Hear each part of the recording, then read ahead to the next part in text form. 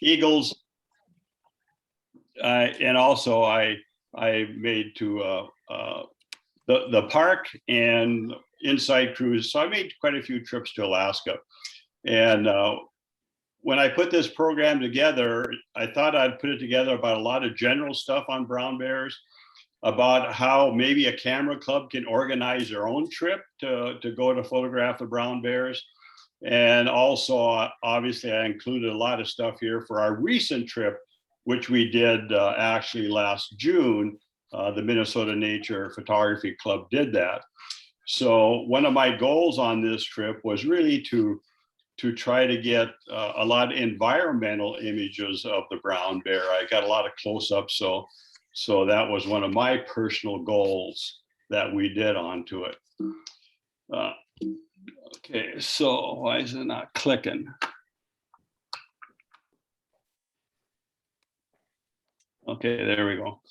A little bit about me. I think a lot of you probably know who I am, but I've been a member of the Minnesota Nature Photography Club for, since 1983. Most of my photography is Minnesota, and Western Wisconsin is kind of what I really concentrate on, etc. And I am a member of the NPS Nikon Professional Services. And there's my website.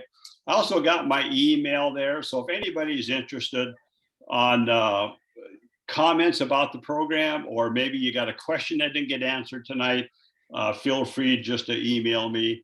I'm also interested on your critique of this program tonight. So feel free to email me about that. First of all, we do have 8 species of bears throughout the world, and I've got them all listed right there. Now, what's interesting by these, all 7 of those bears are very, very specific into a locale. Obviously, the North American black bear is only in North America. Obviously, the polar bear is only into the Arctic, and then the panda is only in a certain small section that's in China. Well, the brown bear is the most widely distributed bear throughout the world. And most people don't realize that. It's not just in Alaska, it's in Russia, it's in Norway, it's in Finland, it's in many, many places onto it. So with that, I would like to just get on some general information on the brown bears. And that's the name, or Ursus arctos is the Latin name of the bears, and now we get into the grizzly bear. That's always an interesting conversation between a grizzly and a brown bear. The actual brown bear and the grizzly is a subspecies of the brown bear. And what a lot of people don't realize is there's probably about 7 to 8 different subspecies of the Alaskan brown bear. It's really only the Alaskan brown bear that is Ursus arctos. And I got a few of them that are listed right there. And the grizzly bear itself, and I put a map there of Alaska, and what's interesting by that, now that map is a Boone and Crockett or a Pope and Young club. Those are hunting clubs. And of course, when somebody would get a bear, they measure it for trophy status, etc. And so due to the fact that genetics of the brown bear is so much larger than the grizzly bear, they actually are in 2 different categories or 2 different parts of the state. So you see that brown line there. So anything south is Alaskan brown bear, anything north is the grizzly bear. So if Alaskan brown bear happens to wander across that imaginary line and is taken by a hunter, he would have a huge grizzly bear. However, if your grizzly bear happens to wander south across that imaginary line, then somebody would have a relatively small Alaskan brown bear. So that just only has to do with the hunting on, but that's kind of how I kind of say kind of silly as far as I'm concerned, that imaginary line, one side you're a brown bear, the next side you're a grizzly bear. It's only in North America that we separate those 2 species. Nowhere do they do that anywhere else. They're all brown bears. So if you take a look at those maps, and on that map on the left side is the grizzly, And the really dark brownish is the current location of the grizzly. And again, notice the whole state of Alaska is that color. And then the lighter browns are the historic location of the grizzly. But if you look on the map on the right, where you see the red, that is all of the brown bears throughout the world. Even in Russia, Kamchatka Island, which is right off Russia, is a big, big photography spot for bears. Into Sweden, into Norway, into Finland, a little bit even into Italy. They have very small populations, certain other areas.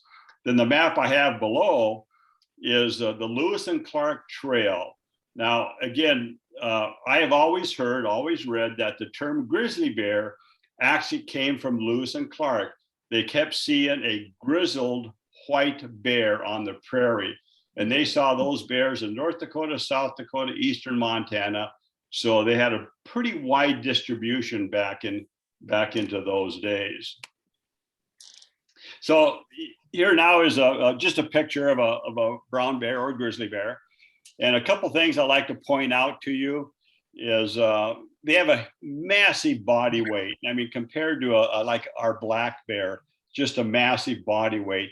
And almost to the extent that almost like they have very short legs. They just are huge, 500 to 1,000 pounds.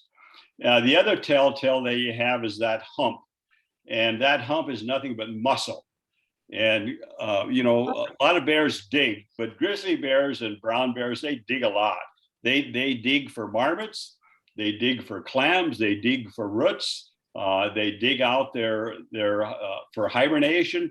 So they do more digging than most of the bears in the world. And then the other thing is their head is very rounded.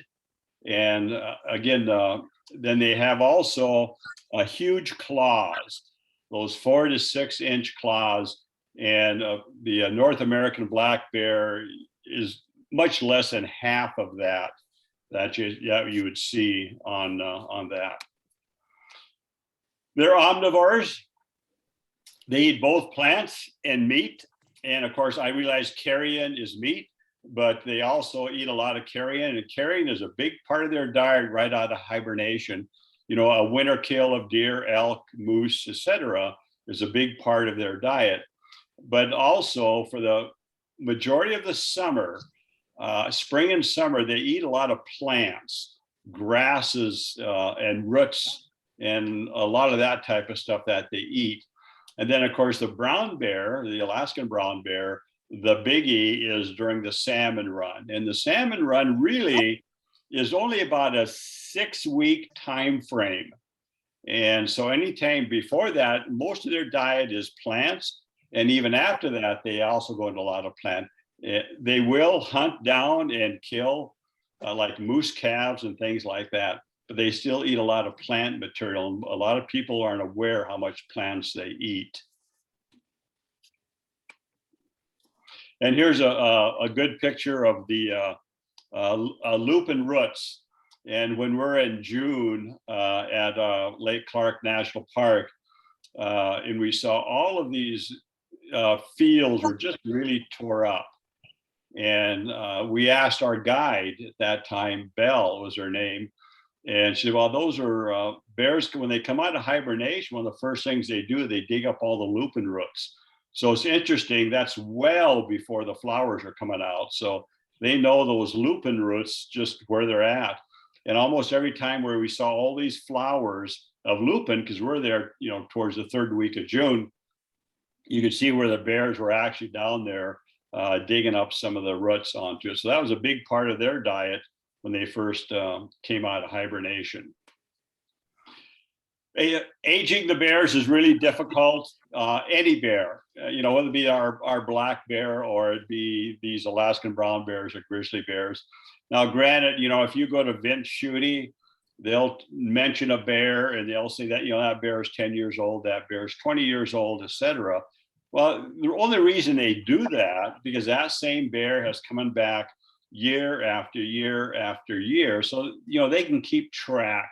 And the same thing, if you go to Katmai National Park, they've been studying those bears for years. So a lot of times, if the naturalist's there on the platform with you, they'll mention a bear. They usually go by numbers. This is bear number such and such, and that bear is probably about 20 years old, etc. And the only way they can do that is because they're there year after year after year.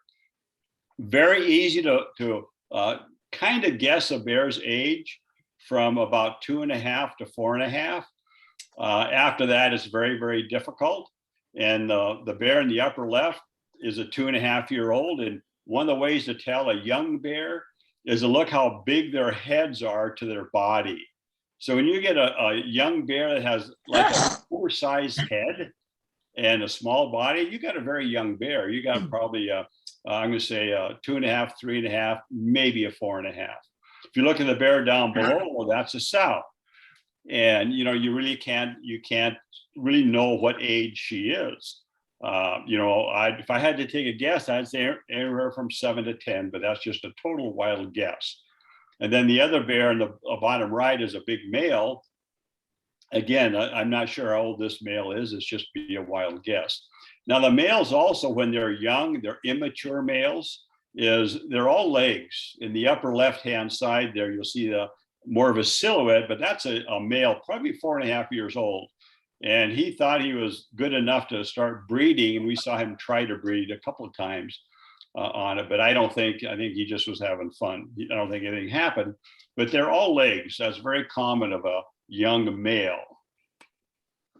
Cubs, of course, are easy. And one of the things with our June trip, we only had 2 time frames. In our June time frame, I knew the chance of us seeing spring cubs was probably less than 10%. I just kind of know what the sows do. Sows do not like to bring their cubs out in the fields. When it was a breeding season, there's a lot of males there usually, so they kind of keep them back into the woods. So the spring cub in the upper left there, that was taken at Katmai National Park in 2006. The other 2 cubs that you see over there are 1.5 years old. That was from June. They stay with mom for 2.5 years. So they'll spend actually, when they're born in January, then they'll spend all the next winter, then they'll spend all that next winter. So they're 2.5 years old, and then the sow will disperse them. And I've never seen the brown bears do this, but I've seen many, many black bears that Vince Schutte do this in all my photography workshops I taught there. And it is, the sow is just mean. Just really mean. She swats the babies. She chases them up the tree. She growls at them. And the little ones are saying, "What's going on here, Mom?" And that's how she disperses them. She said, I want nothing to do with you. Now I'm ready to breed again. And males, I love males. The males, the adult males, they have so much character. And I love their faces. And the one lower left was taken probably, in the late 90s at Katmai, and the other one was 2006 at Katmai. And then the other one on the right was really the only male that we saw on our little field trip that we did. And if I had any disappointment in my June field trip, I was really excited about getting some big mature males. I wanted to get the cowboy walk because it's a breeding season. This was the only male, the large adult male that we saw, and he was actually injured, so he wasn't doing much. And I think the males were off in the woods searching for the ladies onto it. But I really do enjoy males. They have character, and almost always they're loners. So photographing the brown bears. So you got 2 choices. Should I go on a workshop, or shall I do it myself? DIY, do it yourself. And a workshop, everything is done for you. Always more expensive, but all you got to do, you just show up prepared. But if you do it yourself, a whole lot more work. You got to be very, very detail oriented. I consider it very, very rewarding. But you can't have any fear of the bears. You got to have some respect. But if you have fear over bears, I'd never, ever recommend that you do it yourself. It's very important that you have respect, but you don't want to have any fear. So just some tips. Weather protection for you and your camera gear. And I can never emphasize that enough. And no matter how much I emphasized it, not everybody was fully protected weather-wise for themselves. I think everybody did a good job on the cameras. But, I always say, you buy a good rain gear. I mean, it'll last you for years and years and years. These ponchos that you have, they just won't cut it. And so you got to have good rain gear for you and your equipment. Of my 6 trips for bears, I've never had 2 or 3 sunny days in a row. I always had at least a day of rain. 2013, we virtually had 5 days of rain. So you got to be prepared weather-wise. Mosquitoes, there are a lot of mosquitoes, but for me, being in Minnesota and going into bogs, I never found them to be a huge problem. But if you have issues with that, you got to bring head netting or whatever you want. Almost always there will be wind. Some days it's stronger than others, but you're on the coast, so almost always will be wind. Your footwear, very, very critical. And if you're going to go to Katmai National Park, you might just get by with hiking boots. But if you go to anywhere on Lake Clark, you're going to be on the coast. You're going to be out in low tide. You're going to be walking through the mud. So the minimum is knee-high boots. I always would bring my hip waders, etc. You got to be in pretty good physical condition. You don't have to be Superman or Superwoman, but there's a lot more walking than you might think. So you just got to be aware of that. So if you have knee issues or those type of issues, you got to be sure to let your group leader or the guide know with that. Workshop leader and guide, everything has to go through them. And I think that's really important that any workshop has to be that way. So if you have any health concerns, any food allergies, anything like that, you really got to notify that to the workshop, your guide or your leader. And then that leader has to communicate to wherever you're going to stay that's going to do the cooking or wherever the case is. Because most cases, when you have a group of 8, 9, or 10 people, the lodge does not want 10 separate people calling them up. They want to talk only to one person. So that's really important that you do that. A couple of times, some people did call up the lodge on their own. I guarantee the lodge got right back to me. They said, could you tell so-and-so that we have this, we're okay, or whatnot. We have the right boots or whatever the case is onto it. And then when you're out in the field, you have to do exactly what they say. If they say, let's back up, you back up. If they say, we're going to move to the right, you got to move to the right. You really got to do what they say. And that's really important. You do that. And I know as being a photographer, and I'm all ready to get the picture, and the bear's just going to growl or whatever he's going to do, and I want that shot. But if they say back up, you do have to back up. And then you got to choose your workshop carefully. What do you expect and what are they going to deliver? And so you got to be diligent with that. Workshops are always more expensive, but you just got to show up prepared. Now, I did put down 3 workshops on the lower right. I recommend all 3 of those people. I've never been on their workshops, but I know all 3 of them, and they're very, very good photographers. They're very good people, and they're very good instructors. I think that's what it takes. However, the expense is going to be on the high end onto it. Charles spends 6 weeks for bears. He goes to 3 different locations. Ron, 2 weeks at Lake Clark National Park. Carl Donahue, his bear workshops are Katmai National Park, and you camp. He provides the tents, and he does all the cooking. Do-it-yourself workshop, again, that's kind of what I do. And Alaska brown bear, you got to weigh the cost from do-it-yourself to go into a workshop. I've been to Katmai National Park. I do it myself. I just go by myself because there's plane after plane after plane, the bush plane that goes there. So it's kind of like calling up Delta. I'm going to be there such and such day. Well, they have so many people that go there that they get 3 or 4 people in those planes. That's no problem. However, Lake Clark is different.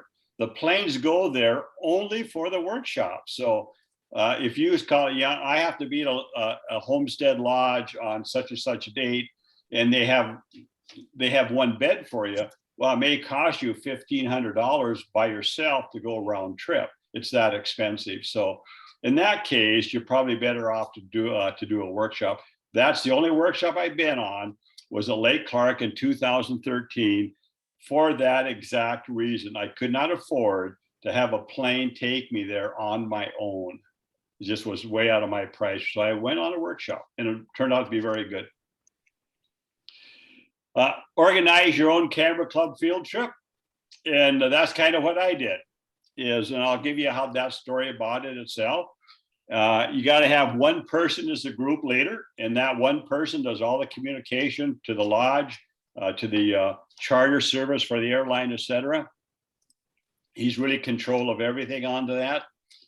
Group costs will always be down, and whoever does that has to be no details. And you got to get all the facts before you organize. So if 2 or 3 of you say, we should do a workshop, let us do what Nature Camera Club did. Well, then what you want to do, maybe try to see who might be interested. And then you need to get in touch with the lodge. Just send them an email, say, we're thinking of doing this. They'll get back to you. And I'll tell you right now, if you want to do that next year, you won't get in at Lake Clark anyway. We had to wait 2 years onto it. Then get initial commitments, secure your date. And when you secure your date, they will send you an invoice. And the group leader is now responsible for that $27,000 or $28,000 if you got like 9 people like we had onto it. But it's not that difficult. And if anybody's interested in doing that, I'm willing to help you organize a camera club field trip to Lake Clark. So when's the best time to go? I kind of break it down into 3 areas. And I've been there in all 3 of this area, with May, June being this year. And the bears are in the sedge meadows, and they're low tide, they'll be out clamming. And it is breeding season. And I was really hoping for some male behavior, and we never had that. Some salmon runs to Pennoyer gulls will start in the middle of June, not at Lake Clark, however, but they will in other places. July to the 3rd week of August is the Salmon Run. And if you've never been to photograph bears and you want to do it, I really encourage you to go to the Salmon Run, because there's so much action. There's so much interaction between the bears. There's so much chasing the salmon. It's the little cubbies, 1.5-year-old cubbies, learning how to fish. It's just fantastic time to go. So if you've never been there, I would recommend you go during the Salmon Run. Late August to the middle of September, some salmon runs will go into a little bit of September, but it's on the real tail end. But they are along the shores, along the banks. They're eating a lot of dead, decaying salmon that they find onto the shores. And once you have your group all set, you need to kind of get together with them personally or by the way of email, or however you want to do it. What are their goals? And, how much time do you want to devote to other subjects? And because there's a lot of stuff to photograph there, not just the bears. But then you also need to kind of discuss that, because it has to be a group consensus, because the whole group will have to do it. And then this is just a little bit that I did, shared costs. And I broke down payments into three areas. Reason I did that, because that's what the lodge did. But then what I did is I had my deadline 30 days ahead of when the lodge needed the check. So I didn't tell the group that, but that's what I did do, just so if I had a slacker, which I didn't, but if I did, I had some time to be sure to get their check, et cetera, onto it. $500, non-refundable. Very important that that's clarified, because if that person does drop out, sometimes it's hard to get somebody with that kind of money you're talking about. Well, what you can do, you already got the $500 deposit, then you can have that other person be $500 less. So that's the reason that it's non-refundable. You can do that. And then again, I did this, and I just want to point out, to me, it was a field trip. It's no different than I organized a field trip going to Cricks Meadows. So we took the total wage, or the total money for the lodge, the total money for the flight, and we just divided it by 9. I paid the same as everybody else did. All of my professional friends, by the way, thought I was absolutely crazy for doing this. I said, no, it's a field trip. It's just a very extensive field trip. My group was pretty talented photographers. They've been on a lot of workshops. But again, I sent them a what to bring list, just so something you don't forget. You do have to sign a liability waiver, and you got to be sure they're aware of that. So then we left Minneapolis and went to Anchorage. Some of the group went a week early and spent some time on their own. Some of the other group stayed 3 or 4 days later after we were done. I was there for the workshop only, so I was there a day ahead. And after the workshop, I went home the very next day. And there's our group, all at Homestead Lodge. And our guide was Val. She's the third gal on the left, kind of the blue-gray outfit. And then the doggie was Bella. That was our mascot. Interesting about Bella, the bears literally walk right through the yards. And Bella didn't bother the bears, and the bears did not bother Bella. And I got to talk about this. This actually is a picture, an image that Philip Bush had sent me. He said he's going to try to sit in on this. I don't know if he's on tonight or not. He was on last night. But he said to me, John, I'm trying to get to your program. I got a group photo here if you want to put it in your workshop. So I replied right away. And I downloaded it, but it went in the file. I didn't look at it. I said, well, gee, thanks a lot, Phil. I appreciate it, but I already got my group photos. And my mind was saying it's the same one you just saw, because everybody got that image. Well, then I opened this up. I said, holy cow. And this is the best group photo I have ever seen. And there's the brown bear standing up, and there's everybody with the cameras pointing. And the empty camera there has to be Phil's. So that's just a group photo, the back view that you see there. So it's really, thanks a lot, Phil, if you're online here. And then, so it's just some general tips. And again, like I mentioned, no fear but respect of the bears. And, even if you have a little bit of fear, don't worry about it. I guarantee you by your first photography session, that fear will totally go away. And you'll find out these bears have never been hunted. They have no fear of people because people do not harm them. And they think nothing of walking right to you, not to bother you, but just because you happen to be in their way.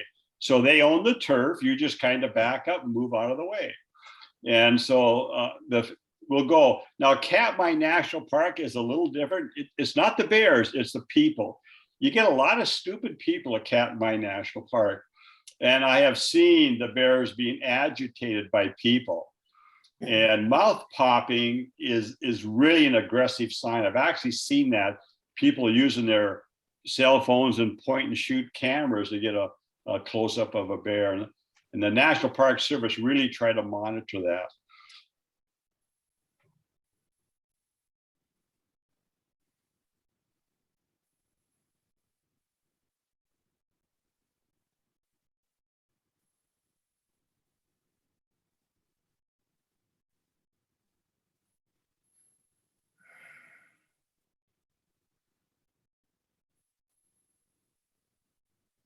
I just kept right on walking.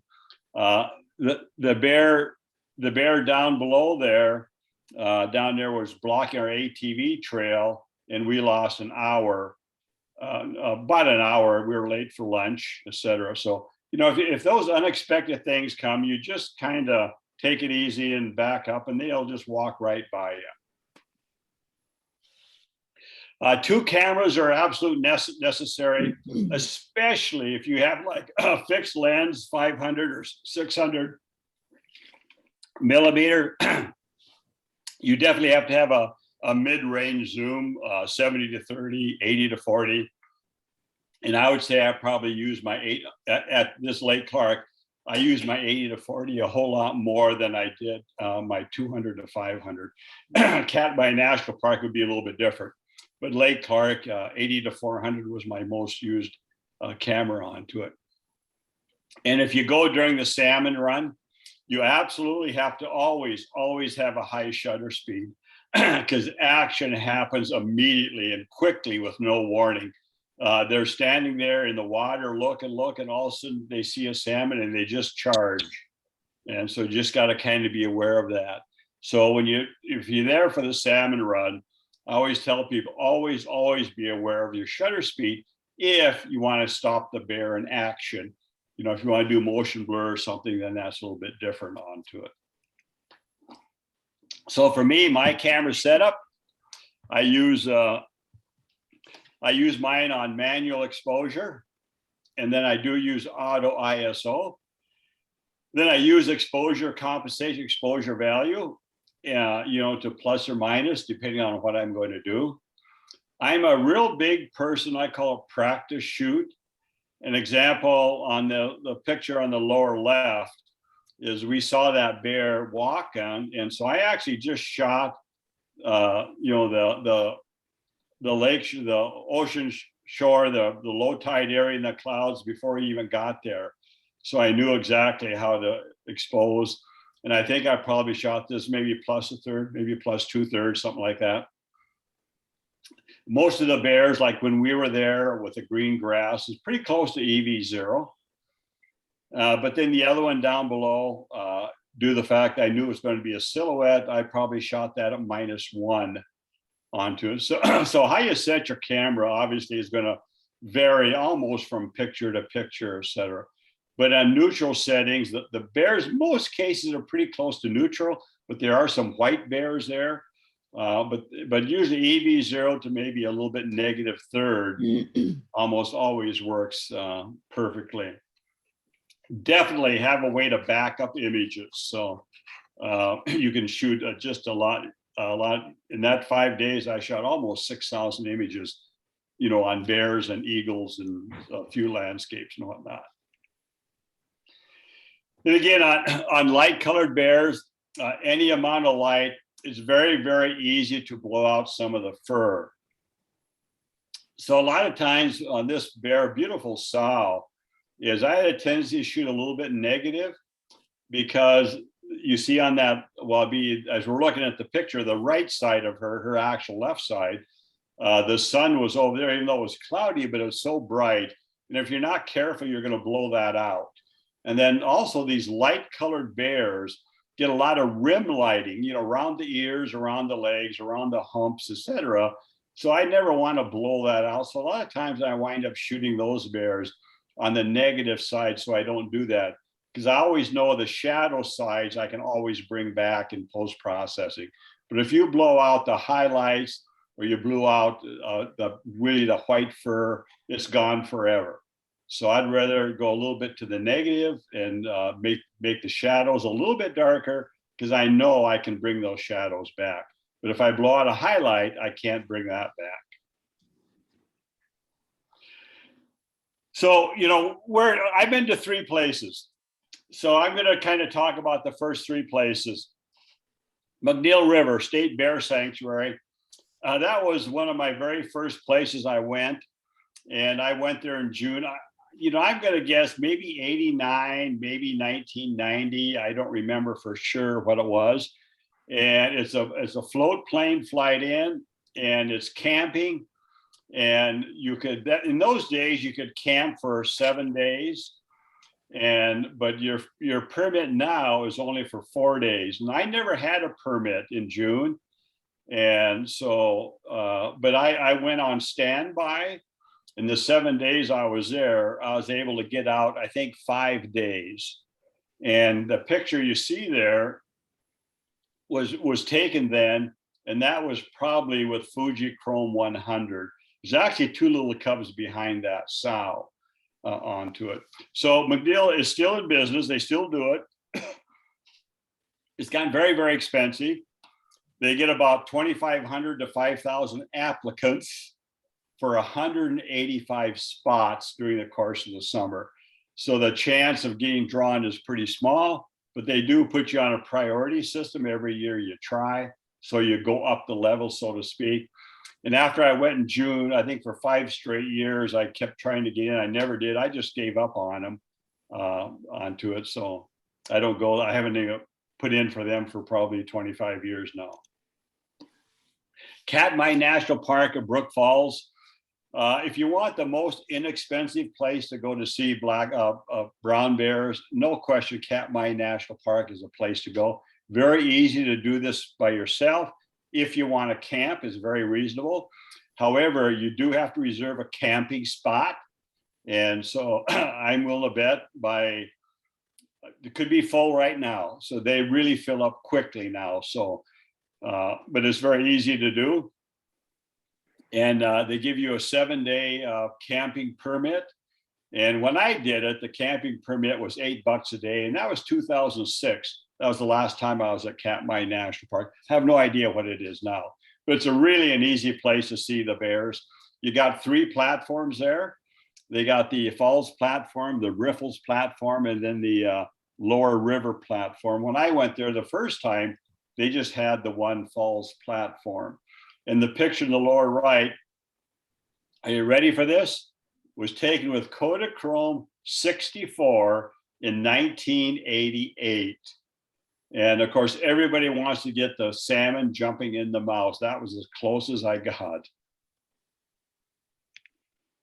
Some other areas, Hello Bay. And before I went to this one, that was kind of where I was thinking of going. I just somewhere different. I never did because I went to this last one. Kodiak Island. You have quite a few different places. But you can also just Google Alaskan brown bear photography, and you'll pick up a lot of places to go to. But I'm going to talk the rest of the time on Lake Clark National Park. And now there are 2 main lodges to stay at, Silver Salmon Creek and then Homestead Lodge. Now, they also have a lot of fly-in that you can go daily fly-ins from Anchorage or, oh shoot, can't think of the name of the place now. Anyway, I just lost, but there's a 2 or 3 places you can do daily fly-ins, and then you're there for 2 or 3 hours, and they fly you back. But these are the 2 lodges. And interesting about the lodges, these are fishing lodges. They started fishing lodges, and these the river, Silver Salmon Creek, is very, very good for rainbow trout, big rainbow trout, but it also is very good, obviously, for salmon. And so they used to get fishermen. 2009, Moose Peterson brought a group up there, and they went to Silver Salmon Creek Lodge. And I don't know how many he had, but say he had 10 people in his group. 2010, they had more groups. It's pretty much 100% photography now. I think you probably could still go there for fishing. I'm not sure, but the lodges, both these lodges fill up a year in advance for any groups onto it. And I stayed at Homestead Lodge. Silver Salmon Creek Lodge will hold about 22 people or so. The Homestead Lodge is smaller, 10. They can do 12 at the most, depending on sleeping quarters, sleeping arrangements, etc. And the little red dots and the arrows are kind of the big areas for brown bears in that part of the Alaska. Now there's other places, but those are really the common areas where lots of the brown bear photography is taking place. They're all bush plane. And obviously Katmai National Park is float plane. Mcniel River's float plane, but on Lake Clark, they just land right on the beach. They always, most of the flights are taken at low tide. So our low tide to arrive at Lake Clark, we had to be ready by 6 in the morning. And then I forget, we flew out about 9 in the morning or something like that. They weigh you, and then they also weigh the baggage. So we took 3 planes, 3 people in each plane, and they distributed the bags and the people strictly based on the weight of the plane. the weight of the people in the baggies for the plane. They haul you around in little four-wheelers. And again, 9 people, we had 2 carts. And when they cross silver salmon, they have to take one cart off and one at a time. But normally there's 9 of us would be in those carts. You can see the trails there. They're not all trails like that, but they basically have a route that they run, and they pretty much keep the four-wheelers in certain areas. And then we get out of the four-wheelers, or the carts, and then we'll walk to where the bears are. And we kind of move with the bear. And then sometime you get quite a ways away from the cart. Then Belle, our guide, was pretty nice. She'd go get the four-wheeler, and then she'd pick us up. This is our itinerary. And I remember I was there in June. We were there in June, and we had 4 different photography trips during the course of the day. Then the other 3 were breakfast, lunch, and dinner. Now, if you went there in September, it's totally different. I think in September, we only went out twice a day. We actually ate breakfast first, and then we went out, came in for lunch. Then after lunch, we went out in the afternoon. Well, sunset is pretty early then in September. And then we ate dinner and it was dark. So but this was our routine. What's good about this is you can skip any session you want. Very rarely did all 9 of us go out. There's a lot of times there's 7. I think one time there's only 4 of us on. So you can actually stay back in the lodge and work on images or just relax wherever you want to do. The meals themselves were just beyond everything. We had a chef. Oh shoot, where's he? A French chef? I forget where he's from now. Anyway, he flew in just to be a cook. His cooking around the world. His family stayed back. I forget what country he's from now. When you do take images, keep your eyes wide open.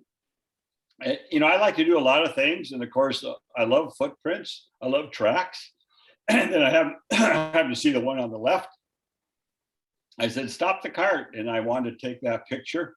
And one of the things I wish I would have done, taken a cord or something and put it between where the paw was compared to where the claws went in. There's a big gap. There's hard to tell from. If I would have put a quarter there, it would give you an idea how long those claws were. Environmental images. I just a real firm believer. I love to shoot environments, and this actually was from my 2013 trip. And that bear is called crimp deer, and you can remember that name, crimp deer.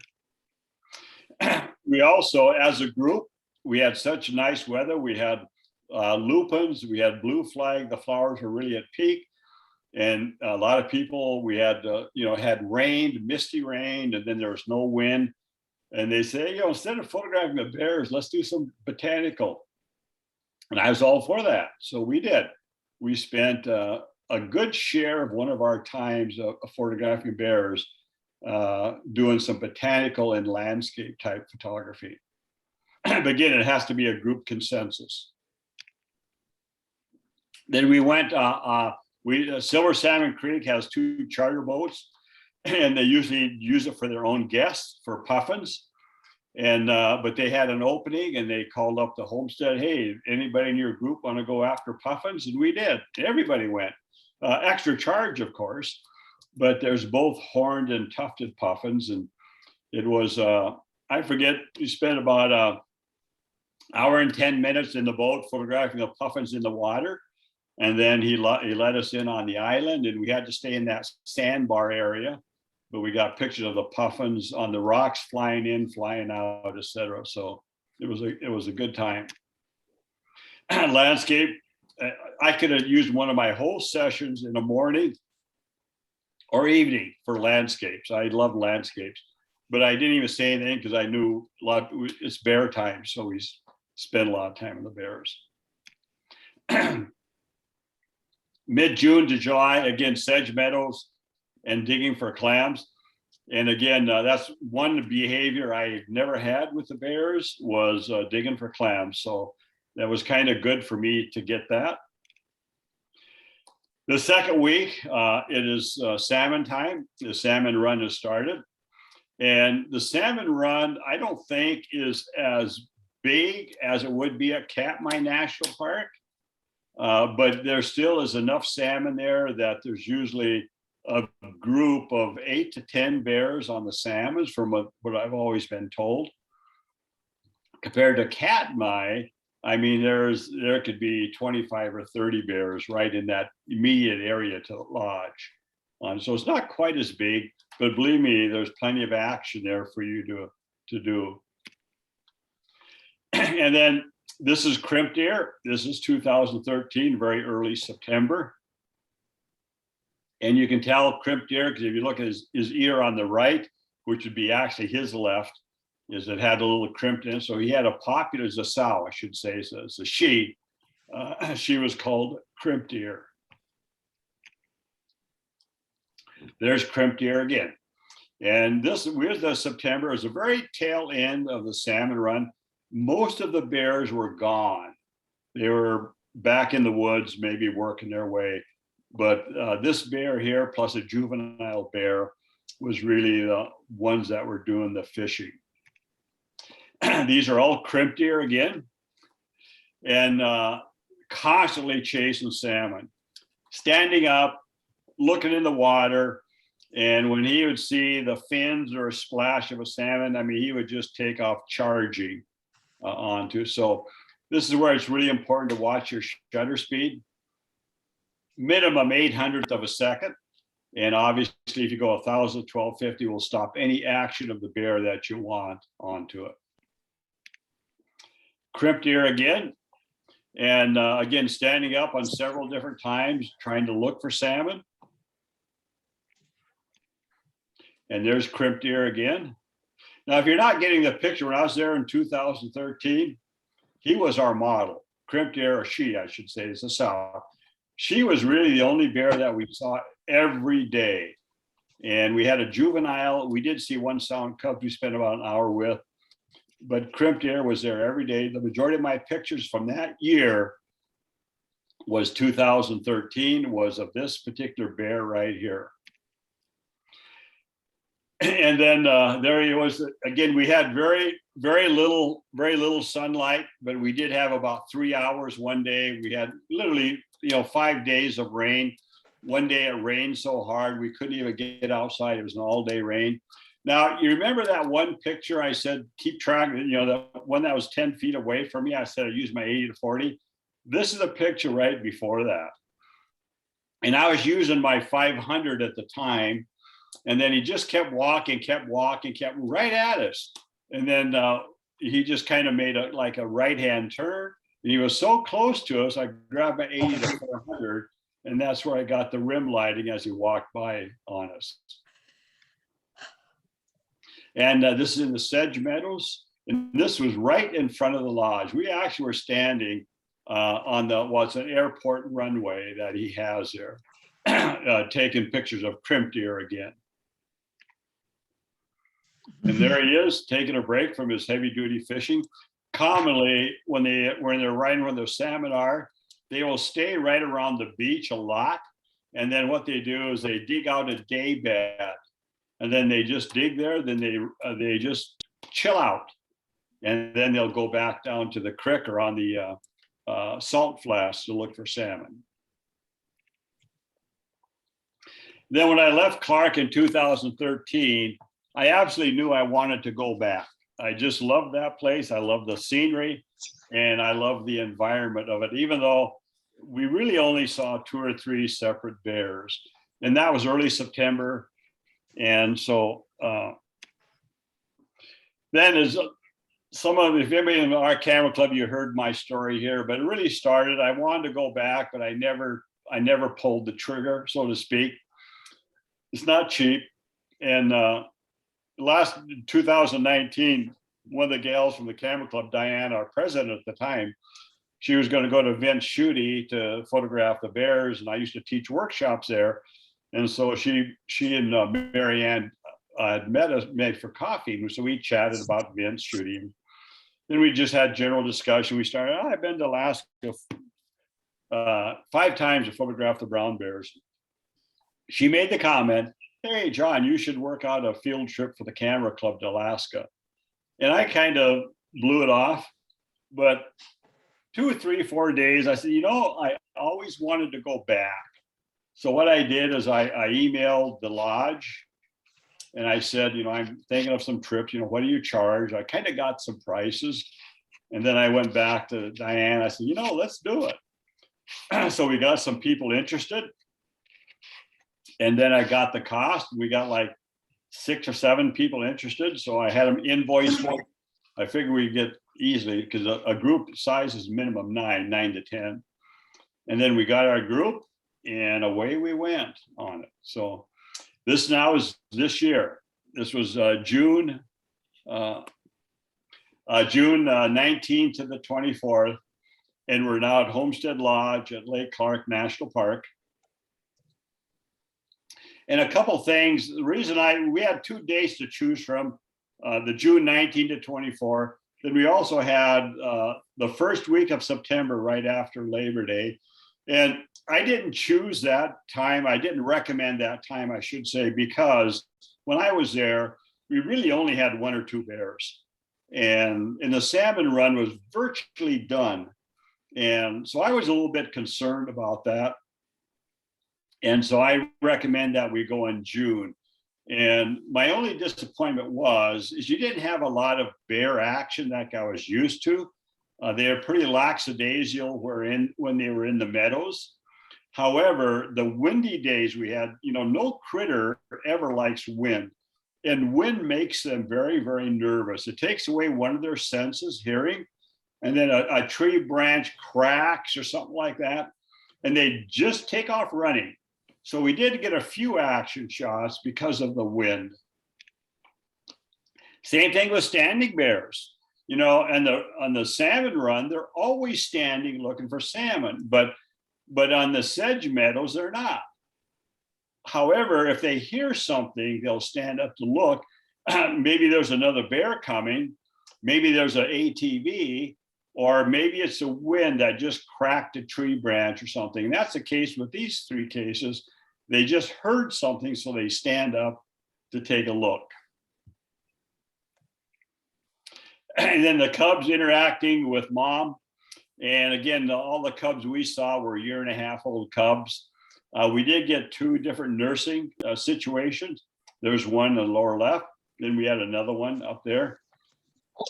And then the digging for clams.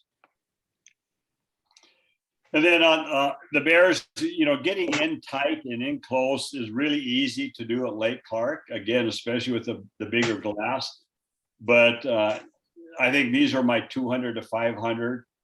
And, they were relatively close to us. So I don't think I was even zoomed all the way to 500. But they're out there clamming and they're digging for clams. But at the same time, I always have a tendency to zoom out. Again, I like to show some of that environment, not necessarily as a habitat or environmental image, but I always just kind of like to show where they're at. So, a lot of times with our big lenses, the tendency is to really zoom in tight. But I really tell people, zoom out just a little bit to show a little bit of that environment that they're in, the sedge meadows, the salt flats, that they are in. But again, my number one thing and my goal in this class or this session was I wanted my environment image. I just loved the environment when I was there in 2013. And I regretted that I didn't take very many in this time. I was not going to let that happen. So most of my pictures were taken with my 80 to 400. And I did a lot of zooming out to try to show that environment that these bears are in.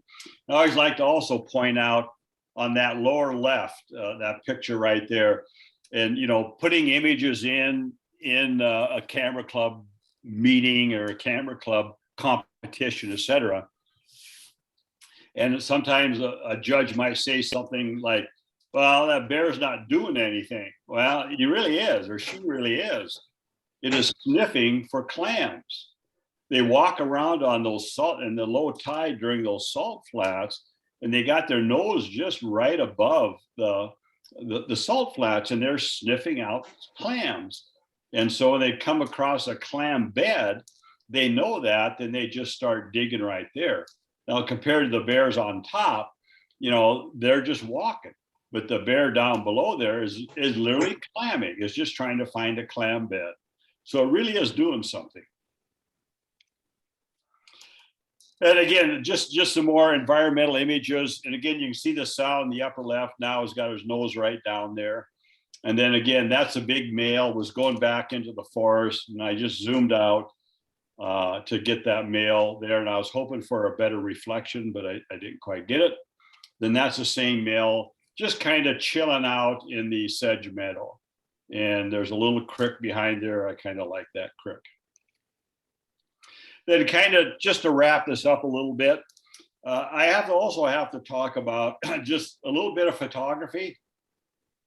And I kind of told you a little bit about exposure on the bears. Of course, it varies depending on the situation that you're in. But, you know, their eyes are sunken into their heads. And unless that light is hitting them directly into the head, it's very, very difficult to get that highlight in the eye. And then if you look at this bear right here, the shadow area of the front legs is just really, really dark. And many times, even around the face, by the eyes and the nose can also be very, very dark, etc.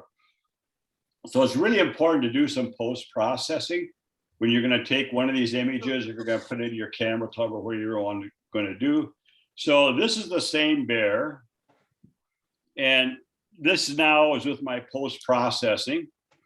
And you can see the eyes compared to the picture on the left to the picture on the right. And I always kind of warm it up, even though I do shoot cloudy white balance. I probably warmed it up. My cloudy is 6,100 Kelvin. The picture on the left is probably about 6,500 Kelvin. I took the brush tool. This is in Lightroom. And I use the brush tool on the front legs. Then I use a brush tool on the cheek area. Then I also use a brush tool on the eyes. Then I open up my shadow. I open up my exposure just a fraction. Then I use the color. I put a little bit of yellow in, and now I get those highlights into the eyes. And then I always target sharpen. In this picture here, I target sharpen the head and the nose. And if you look at those, we'll say the whiskers by the nose, you can look at the fur by the eyes. You can see the difference by doing some sharpening. So every one of these pictures will always take some post-processing work. And that is it. This is one of the last pictures I took there. Actually, it's turning out to be my favorite picture I took on the Park National Park trip. Thank you for doing that. So now I guess I'm going to stop share. What's that?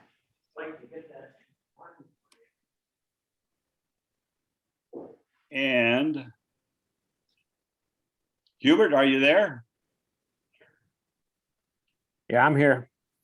Okay, so it's all in you now. Well, anybody want to make any, got a question? I suppose we could one at a time if you want to unmute yourself and ask John something. Okay, okay.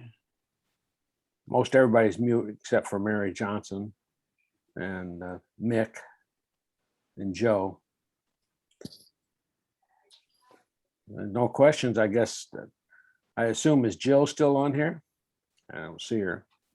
Yeah, there she is. Jill? Yes. Excuse me, I'm here. Okay, back to you. Well, thank you so much, John. I really, and I bet everybody really enjoyed this presentation. Yeah, awesome. I'm glad it went through tonight. So inspiring, and thanks for sharing just the day-to-day experiences as well as your settings. It's just really wonderful. Okay. Well, I appreciate the club for asking me again, and maybe sometime we'll be able to all meet together at our meeting places, huh? That would be great, wouldn't it? I know our Soon. camera club is looking forward to it, but I'm not sure if we'll even be able to do it this year. It's up to REI for us. You know, they make the decision. So, Okay. yeah. Well, I'm going to leave Yeah. now. So thanks a lot, everybody. I Okay, enjoyed thank putting it on. you. Have a great night. You bet. You Thanks, too. everyone.